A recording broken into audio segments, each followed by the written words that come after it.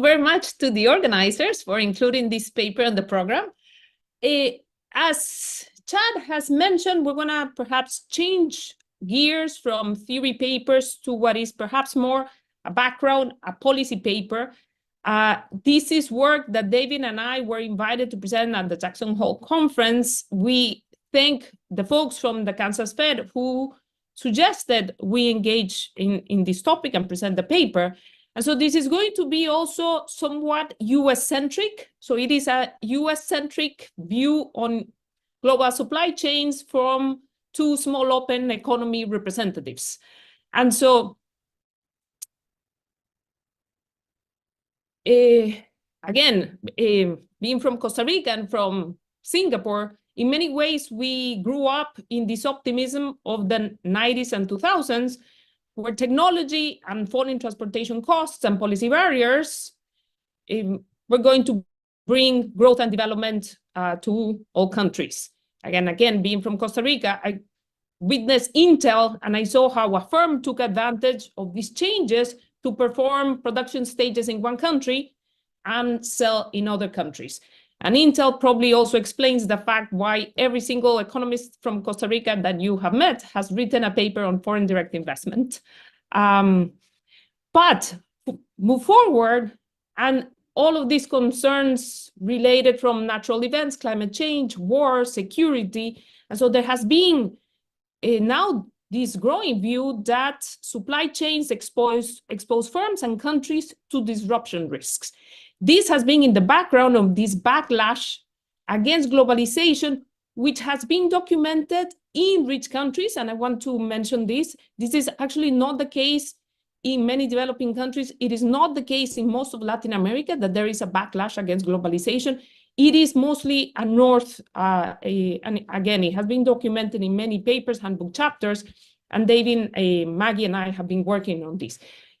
Behind this backlash, the rise in barriers, but also, as Jim mentioned, policy changes towards favoring friendshoring, nearshoring. So in this paper, we make this broad range view of the US supply chains. We go back to the 90s, and then we focus on the last 5 years, looking for evidence on partners, products, modes, value chain position, economic activity, and again, for signs of friend, near, and reshoring.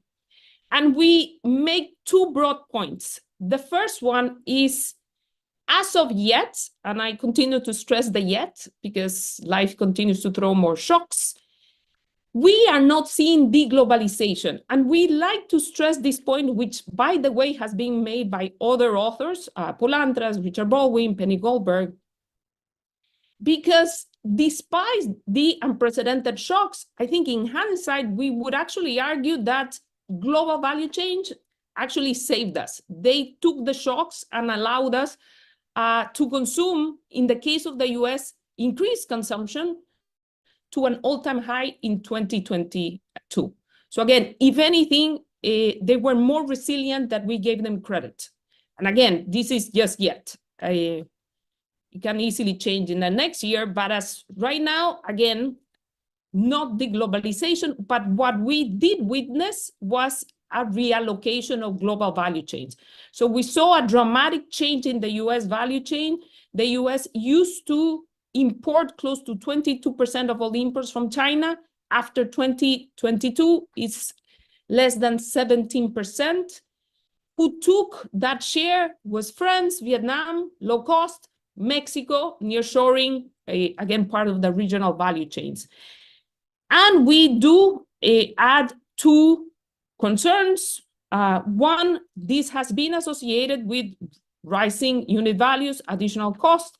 And in the first paper, there was a question about this. So this reallocation has been costly, but also may not change the ultimate dependence to firms owned by Chinese nationals. Again, it may not ultimately reduce dependence.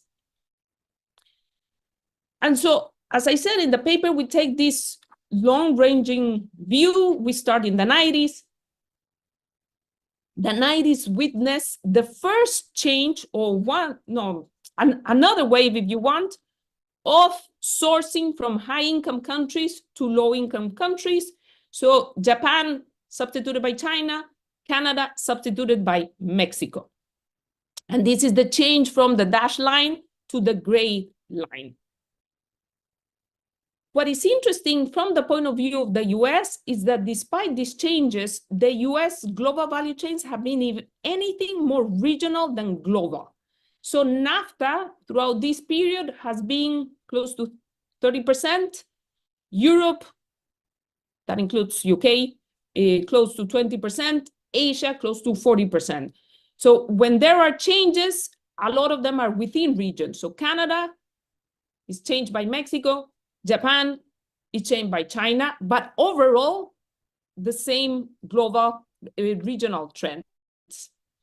The other fact that we wanted to highlight is that rich countries actually remain engaged with the US, but through a different mode. So rich countries, instead of engaging through imports, starting to open plants in the US. So 70s, 80s, when there were concerns about the impact of Japanese imports, many of the things that we have heard now, we heard them then, anti-dumping, they're not being competitive, they're doing different practices. What Japan did was to open plants in the US. So they opened Sony Triniton TV in Canada. They also even the ball bearings that everyone was obsessed, they were used to be done in Tokyo, they came to the US. So there was this big FDI into the US by high-income countries. And in fact, if you consider what, say, a Japanese firm sells directly through imports and what they sell through an affiliate in the US, the share of Japan, which would be the blue line, is actually higher than what is being sold by Chinese ownership. This is also the case by high-income countries. Again, so to highlight that there's different modes in which firms can engage into value chains. It could be through imports, but also through foreign direct investment. And I'll come back to this point later. The other thing we do is we summarize the US exports and import through a measure that was developed by David with several co-authors that is called upstreamness. So we present a summary statistic of the upstreamness of US imports and exports. So as has been mentioned in the previous papers, a product is relative downstream if it's close to the final consumer, think toys, textiles, electronics, is relatively upstream if it's far from the final consumer, chemicals, semiconductors, and so on. So in the case of the US, exports have been relatively high upstream throughout all of this period. Imports have been relatively lower, more downstream, with a particular shift in the 2000s that is associated with the fact that the US became energy independent in that period. So a mixture of US actually becoming more consumer efficient in the use of energy products, but also shale gas revolution that increased production. And so the US became, in terms of imports, relatively even more downstream because it didn't need to import oil abroad. And so overall, this difference between US exports and imports upstreamness, even more so after the 2000s. So then in the paper, we focus in the last 5 years, which is the period after the tariffs. And so, as I mentioned, this is a period that, in particular, US imports actually grew 6%. Even non-oil real imports grew 4.2%. Imports from China also grew 1.2%. So again, this is a period of growth in US imports, but it's a period of what we call the great reallocation. And this is a fact that has also been highlighted by Caroline Freud, the folks at the IMF. So a lot of research also documented this change where China lost as a share close to 5 percentage points, maintaining the regional trends of US global value chains, who won Vietnam, so still in Asia, what we call high-income Asia, Taiwan, Singapore, Korea, and middle-income Asia, Indonesia, India, and also Malaysia. Ireland and Switzerland also gained share. This is associated a lot with the pandemic, in addition to Japan, to China, who also lost high-income countries, Japan and Europe. So we see this reallocation in terms of partners. We also see it in products. In the paper, we focus on 5 sectors that have dominated policy debates: auto parts, semiconductors, and electronics. And here in semiconductors is clear where you see the drop in China, where you see the other countries taking the share, a lot of high-income Asia, as I mentioned. You see it in electronics as well, where Mexico is also taking some of that share. You see it also in auto parts. So again, you can see this great reallocation among countries and products. In the paper, we engage a little bit more to try to present some more quantitative evidence. And so we run a series of regressions at the 4 digits. We look at different product share by different countries in this period, 22-17. We run it against the change in the share of the product in China through the same period. We use variables to account for some pre-trends, and we use 2-digit fixed effects.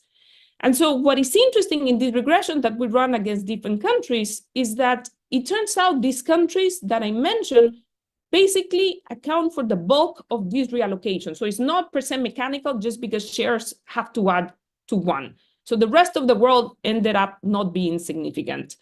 And we plot, this is the change from Vietnam. Again, you do see products where China lost market share, how they being gained by Vietnam. Products where China lost market share, some of these are coming to Mexico, and you start seeing a lot of 85s, electronics. When you go deep, you can see in Vietnam, there's textiles, materials. In Mexico, a deeper relation with the US that actually got even deeper in terms of quantity, but also products.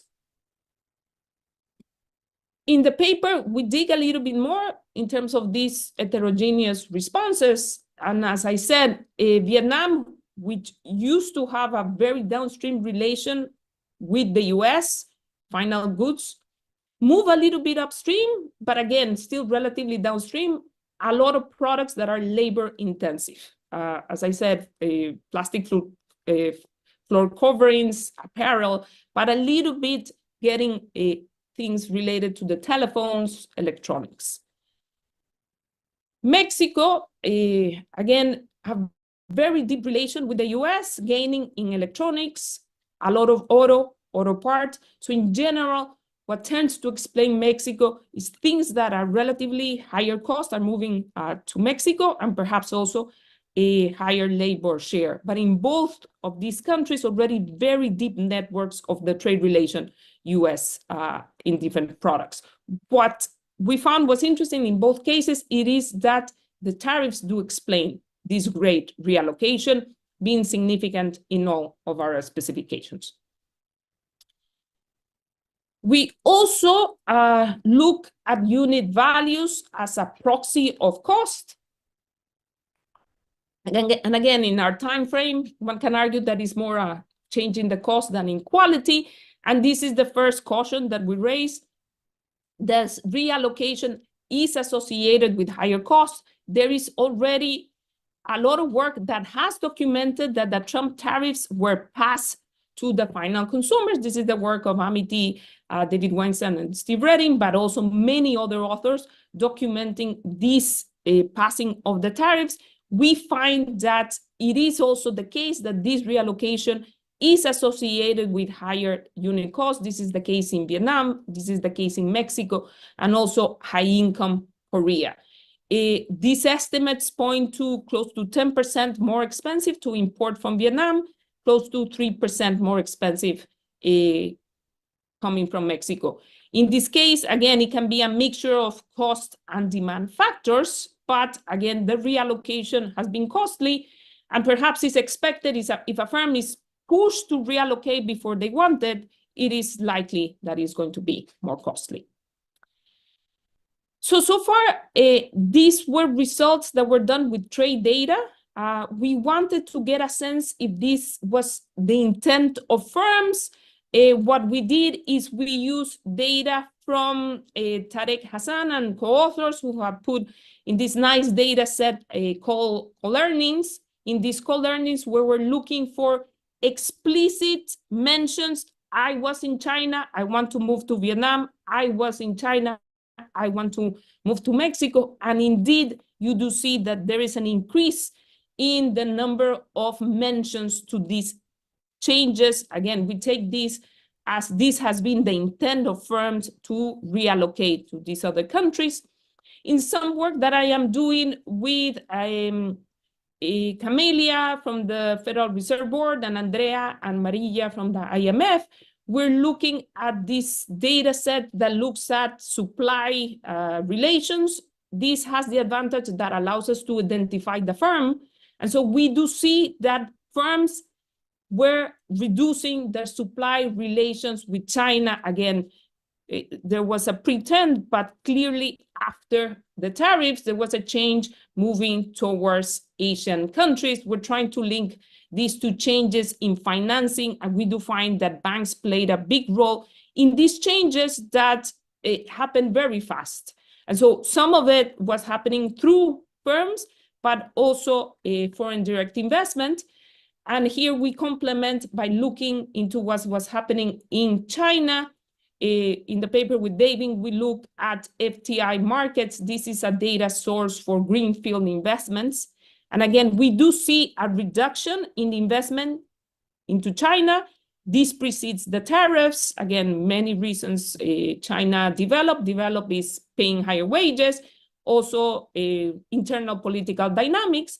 But I actually, 218 is here. You do see also a decrease in FDI into China, which, by the way, is not only the US, some other countries are doing this. And so we finished the paper with caution number 2, which is this really reducing dependence?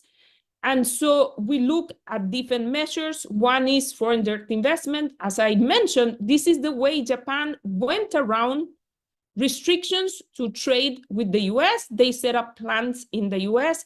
It is unlikely the US is going to allow China to do the level of penetration that Japan had. And so what China has been increasingly doing is set up shop in third countries. So in Vietnam, it was already an important share of FDI in Vietnam. It is increasing the relation in Vietnam. But in Mexico, which is dominated by FDI from the US, when you look at the particular sectors of auto and auto parts, you see an increase in Chinese FDI into Mexico. And in fact, it's actually dominating Chinese FDI into Mexico, into these sectors, auto and auto parts. So again, trying to engage there indirectly through FDI. But when we look at the US top 5 trading partners, China has increased market share in every single one of them except Japan. So China has been increasing with Mexico, Canada, Europe, Vietnam. In fact, when you look at top G20 countries, China is the #1 or the #2 partner in every single one of these countries. So again, the US is limiting direct relation with China, but indirectly is not through imports and not necessarily through foreign direct investment. And it is a research question whether limiting direct, but perhaps increasing indirect, still buys them some resilience. I'm actually of the view that it still buys them resilience, but again, this is open for research. We end up looking for measures of reshoring. The first measure or evidence of reshoring is that in the last 5 years, import upstreamness went up. So in a way, these things that used to be imported, now they're being done in the US. So an indirect measure of perhaps some reshoring. We also look at data that was available at the time. So we're looking at establishment and employment from the quarterly census. we look again at the 4 sectors that I mentioned: auto parts, electronics, and semiconductors. And I think in general, in semiconductors, one can see that there has been a growth rate and also an increase in the labor share. That is also the case in auto, except that in auto and auto parts, it's hard to argue that it was the tariffs, because there was a clear pretense before. So if anything, probably policies before around the global financial crisis may explain some of these changes. In auto, the share has increased. In auto parts, it was hit very harshly by COVID. It's still not at the previous share. And electronics, there has been an increase, but it hasn't really gained market share. But again, some preliminary evidence. Of course, the changes will take time. A lot of the investment plans have just been recently announced, so it is likely that this is going to take time.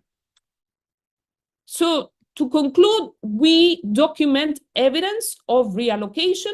The US is now directly sourcing more from France, some low-wage reasons, Vietnam, some location reasons, Mexico, and the US has increased the upstream of imports.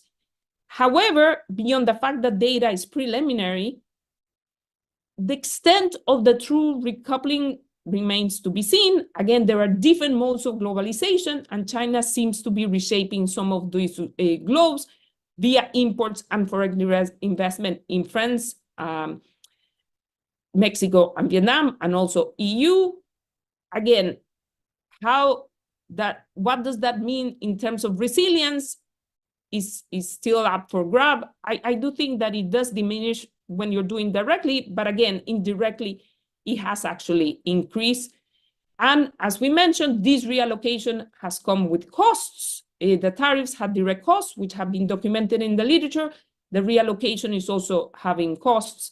More generally, creating and reshoring all of these manufacturing hubs does require a deep network of supply chains, transportation network, labor, and again, it is perhaps too early to assess, but one has to eventually look at what was the impact in profits and productivity. We do mention, again, the policies are still implemented, and perhaps in economics, as Penny Goldberg has written, we're not very good at quantifying national security concerns, but we do want to raise again the point that it's important to do some cost-benefit evaluation and try to analyze what has been the final effect of these policies. It does seem to have diminished some exhibitions of indecision, and in fact, this is what we argue firms have reallocated. What was seen to be the Trump tariffs, they were maintained later in the next administration, and any firm that was thinking of whether to reallocate has taken these changes, and this is the time to do some of this reallocation. Again, it depends what may happen, but we have argued that independent of the next administration, a lot of these changes have benefited different states and different constituencies, so they're likely to stay. But again, the shocks continue to happen, and so as of now, we just want to again end that it is important to do some evaluation of these changes. And let me end there.